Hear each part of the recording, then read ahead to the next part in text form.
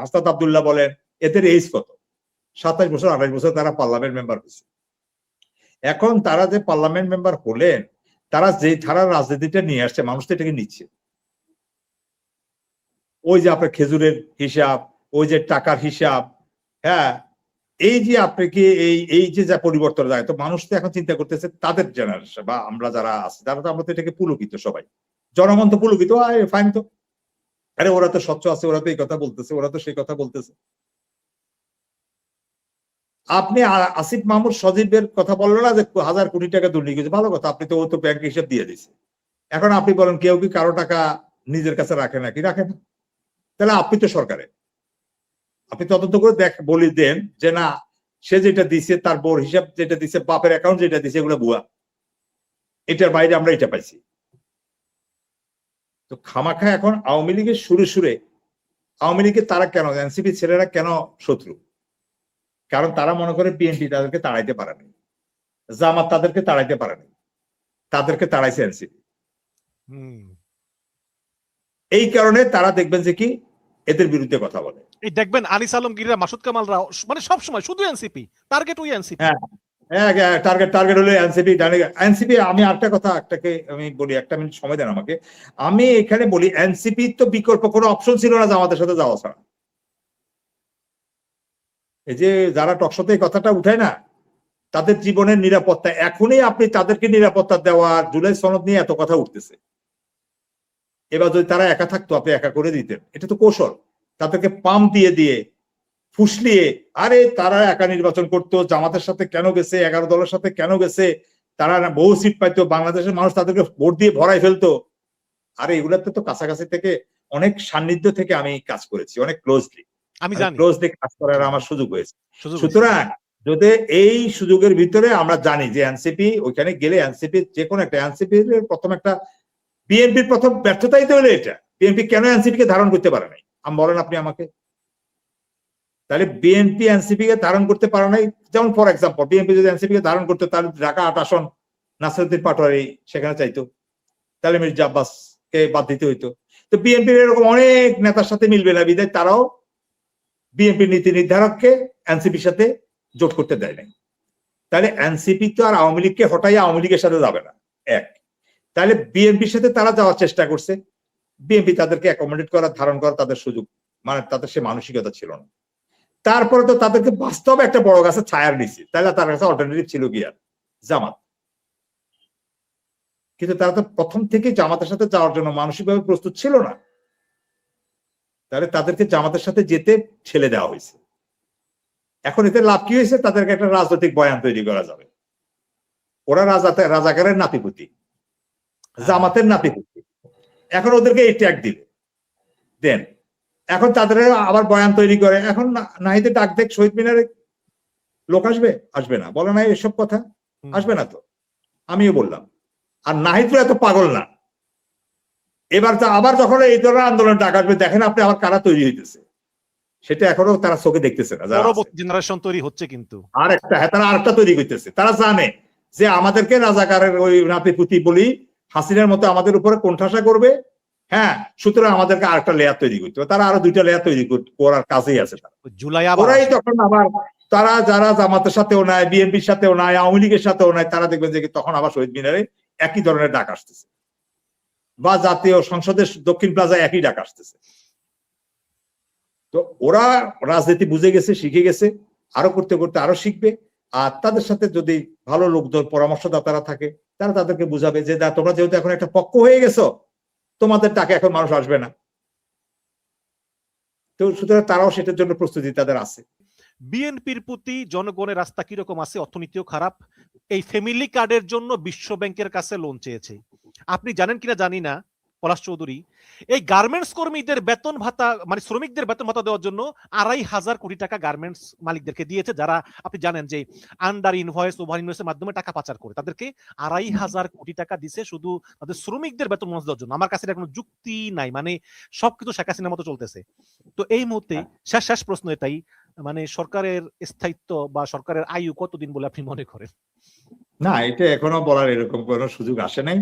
হ্যাঁ, তবে মানে আপনার দিনের তাপমাত্রা দেখে মানে মানুষ যেরকম সেই সূর্য দেখে যেভাবে মানুষ পরিমাপ করে নির্ণয় করে, হ্যাঁ, সে পর্যন্ত আমরা এখনো মূল্যায়ন করে এই মন্তব্য এই মুহূর্তে এই টেবিলে আমরা দুইজনে বসে মানে করার মতো ১ মাসের ৫ মাথায় আমার মনে হয় না এটা আমাদের ঠিক হবে। আমাদের আরো কিছু দেখার বাকি আছে। আমরা এই জিনিসগুলো আরেকটু দেখতে চাই। তাহলে তবে প্রশ্নটা একটু না, প্রশ্নটা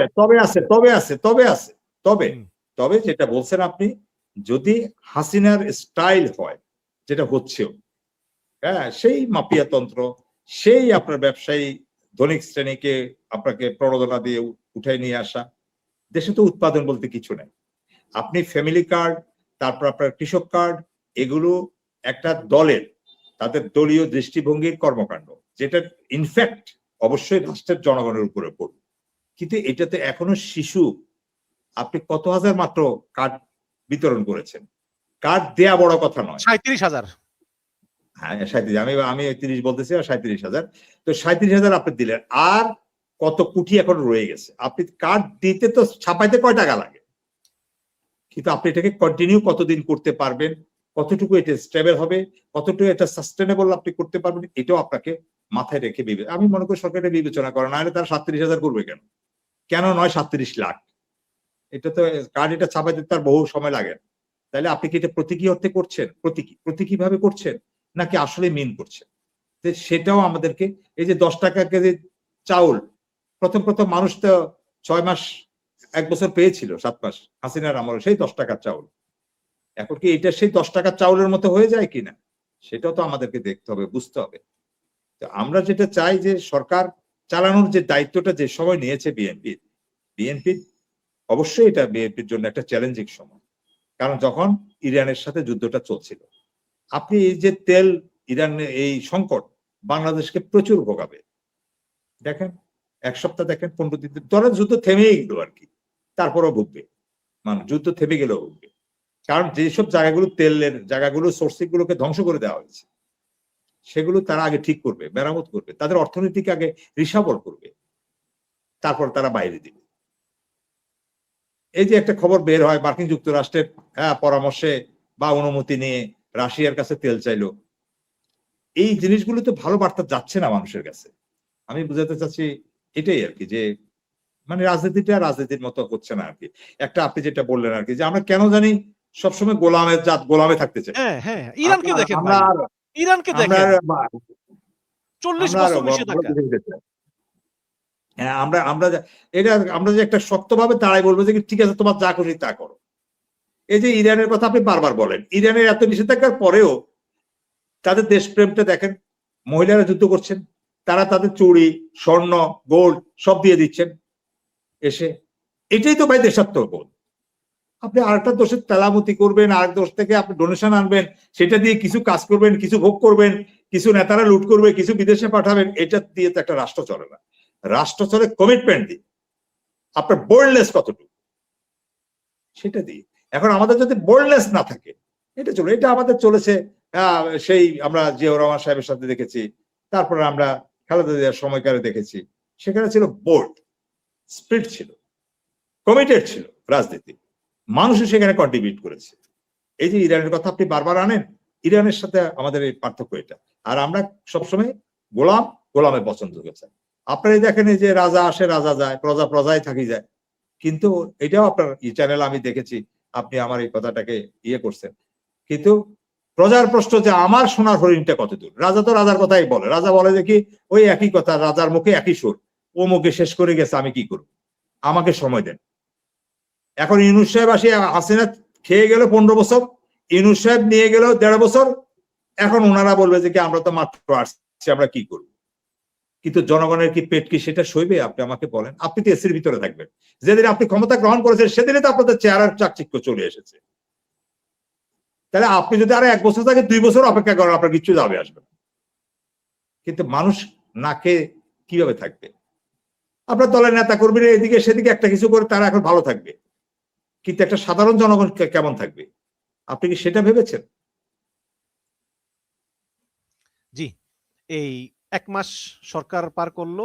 এখন এই সোনার হরিণ আর কতটুকু দূরে এই এক মাসে কি জনগণের যতটুকু হতাশ হওয়ার কথা তার চেয়ে জনগণ বেশি হতাশ কিনা সংক্ষেপে যদি বলেন, শেষ করে ফেলবার বাড়াবো না অনুষ্ঠান। না মানে ওই প্রজার সোনার হরিণটা আসলে আর পেতে কতদিন বাকি? না, সেটা পাখি কিনা পাবে কিনা সেটা নিয়েই তো এখন প্রশ্ন, ওটা নিয়ে আমার আশঙ্কা। কারণ আপনার বডি ল্যাঙ্গুয়েজ আর আপনার যেভাবে আপনার গতি প্রকৃতি দেখা যাচ্ছে, এতে তো বোঝা যাচ্ছে না যে আপনি সোনার হরিণটা পাবেন। আর কত দূর এটা তো আর নাই, এটা নিরুদ্দেশে, মানে নিরুদ্দেশ হওয়ার পথে এটা। আর আপনি ওটা তো পাওয়ার কারণে ওই যে মানুষের যে আকাঙ্ক্ষাটা, আপনি একই কথাটা কতবার হবে আপনি বলেন, মানুষ শুনতে শুনতে তো ত্যক্ত বিরক্ত।